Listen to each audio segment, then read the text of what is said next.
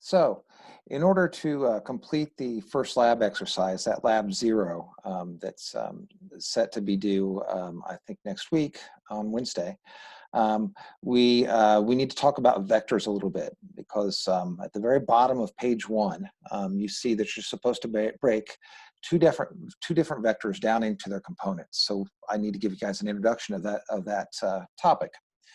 We'll talk more about vectors in detail next week, but for now, I just want to give you enough to do that exercise so that you can be working on it. So first off, what's a vector? A vector is a mathematical tool that contains both size and direction information. I know you can see that on the screen. So the best place to, or the best example I can give you for a vector right now is something called displacement. For instance, I might have my house right over here. There's my house. That's a really bad picture. And then maybe the Center for the Sciences is right there. And that's basically an even worse picture. There we go, Center for the Sciences. Okay. And so in order to get from my house to the Center for the Sciences, well, I start at my house and I end up at the Center for the Sciences. My displacement might be something like, I don't know, maybe 2 miles at 30 degrees north of east. And all that does is it just tells me the relative distance between my starting points and my ending points, and also the directional information between the starting point and the ending point. Now, I could have taken basically any kind of route. So I could have gone directly from one place to another, or maybe the streets don't run that way, and I could have gone from here to there, and then from that point to up there. So in other words, I could have gone in the X direction some distance, and I could have gone in the Y direction some distance. Or I could have taken a circuitous route. It doesn't really matter. My overall displacement is, well, exactly that vector A, or 2 miles at 30 degrees north of east. All right. So awesome. So what I can do with this vector A is I can break it down into X and Y pieces, kind of like what I've drawn out there with the red arrows on the screen. So let's see here. All right. So these vectors can be split up into X and Y components, just like the text at the bottom says. And how am I going to do this? Well, I'm going to draw basically a right triangle. So you can see the vector A there is the hypotenuse. And then I've drawn in a leg in the X direction right there, and then a leg in the Y direction right there. And you notice the way the arrowheads point. They always point from what? From start to finish. So no matter which path I take, if I go from here to there, my arrowhead points that way. If I go along the x-axis and then I go along the y-axis, my arrowheads point from start to finish. And basically, well, from start to finish. I think that's enough for me to say. All right. So in order to figure out my components, well, I can use trigonometry like I introduced to you guys in the last lecture. A sub x, in this case, the x component, is going to be, well, basically the length of A, the length of this vector, times the cosine of theta. And I'll do an example problem here in a minute and make it a little more clear to you. A sub y, well, if we use cosine for the x value, we probably would turn around and use sine for the y value. Right. Also, of course, the Pythagorean theorem is going to work here to tell us the relative lengths of each one of the sides of this right triangle.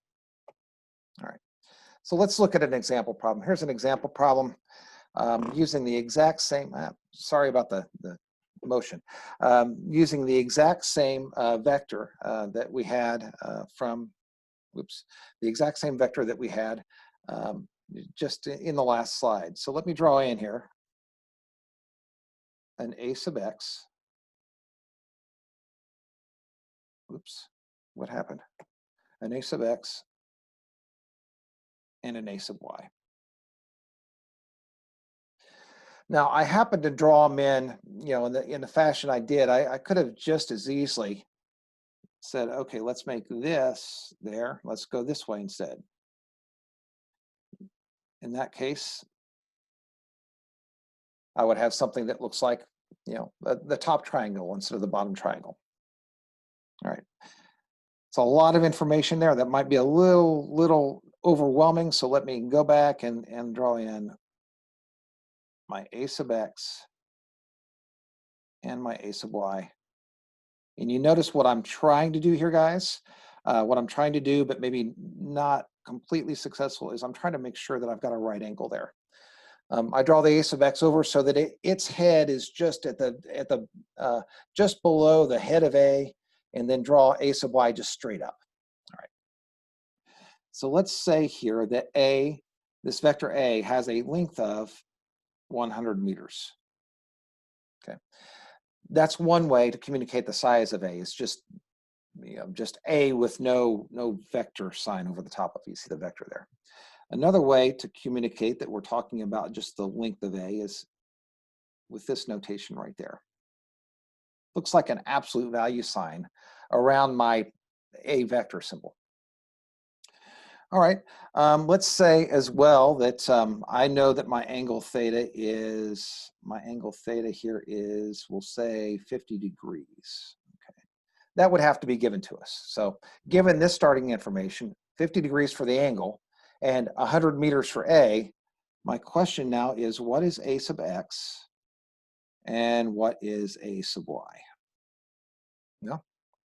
If we think about our trigonometric identities, SOHCAHTOA, let's see, sine of 50 degrees is going to be SOHCAHTOA. Opposite over hypotenuse is going to be a sub y over a. All right. So that means, let's see, what do I want to figure out? I want to figure out what a sub y is. So I need to isolate a sub y. How do I do that? I do that by multiplying both sides by a. And so I have then a times sine of 50 degrees is equal to a sub y.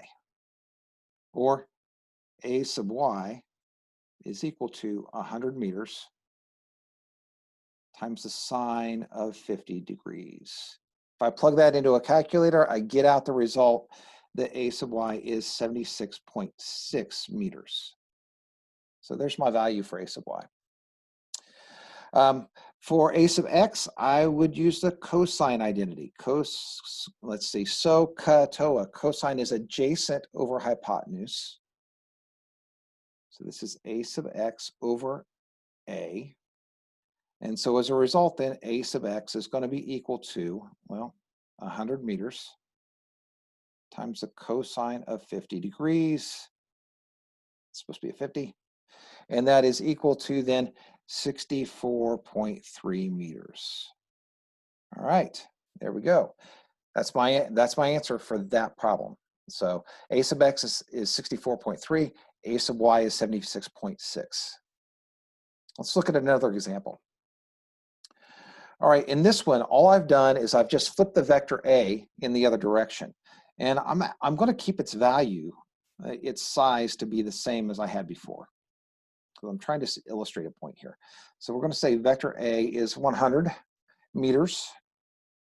And I'm going to keep that angle theta the same as well. Theta is now 50 degrees. Okay, let me draw in my a sub x, a sub x, and my a sub y. There we go. We already know those values because we figured them out on the prior page. So let me just go ahead and write those down. So a sub x, what was the value for a sub x? It was 64.3 meters. And what was the value for a sub y? The value for a sub y was 76.6 meters. But the difference this time is that this a sub x, it's headed to the left. It's going in the negative x direction. So we need to make sure that we report, when we report the x component of A, that we put in a negative sign there. So A sub x is negative 64.3 meters. A sub y, well, that still points in the positive y direction, so that's going to be 76.6 meters. And what's the overall length of A? Well, the overall length of A, which I can communicate like this, or I could communicate it like that. My overall length is 100 meters. Okay. Vector sizes are always positive. Another word for size is magnitude. Vector magnitudes are always positive, but the components can have negative values. If they point to the left, then my x component is going to be negative. If the vector points downwards, then my y component is going to be negative. And check this out. See if we can do the bottom exercise on page 1 for Lab 0. And if you have any questions, please let me know. Awesome. Now I will stop this.